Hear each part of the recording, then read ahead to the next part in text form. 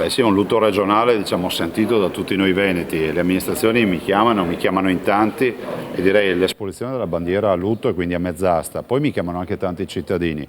Ognuno poi interpreta come vuole, c'è chi abbasserà magari la saracinesca del negozio, dell'attività, chi spegnerà le luci, se sono delle luci visibili. Piuttosto che molti, vedo, mi dicono metteranno una coccarda nera, un fiocco nero magari all'ingresso del negozio nella giornata di giovedì, appunto, per ricordare. Giovedì proclamato lutto regionale, dunque, alle 15 nella chiesa di Pieve di Soligo, il vescovo di Vittorio Veneto, Corrado Pizziolo, celebrerà i funerali congiunti delle vittime della tragedia che si è consumata sabato sera a Refrontolo, dove una bomba d'acqua si è abbattuta sulla festa del paese, travolgendo e uccidendo 4 persone.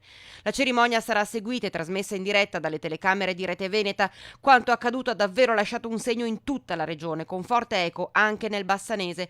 Un dramma che ha profondamente scosso lo stesso presidente Zaia, sin da subito accanto alla sua gente messa in ginocchio dalla tragedia di sabato sera. E intanto la Giunta regionale del Veneto ha stanziato oggi con 2 delibere, attraverso fondi di bilancio per il dissesto idrogeologico, 4 milioni di euro per interventi. Qui si risponde con i fatti e non con le chiacchiere. 1 milione di euro per le opere di messa in sicurezza e dall'altro 3 milioni di euro per fare veri e propri interventi a tutela di questi danni. Il Veneto, ricorda Zaia, è una delle regioni in costante rischio esondazione e l'ha ribadito ieri anche al ministro all'ambiente Gianluca Galletti, invitato dallo stesso presidente proprio a Refrontolo per toccare con mano la situazione della nostra regione, far capire ai governatori romani quanto lo spirito veneto, seppur nel dramma, non intenda venire schiacciato dalla burocrazia dell'apparato statale. È ora di correre concretamente ai ripari. Per cui noi chiediamo che si finanzino le regioni che sono in grado di investire da subito, cioè di far vedere i cantieri.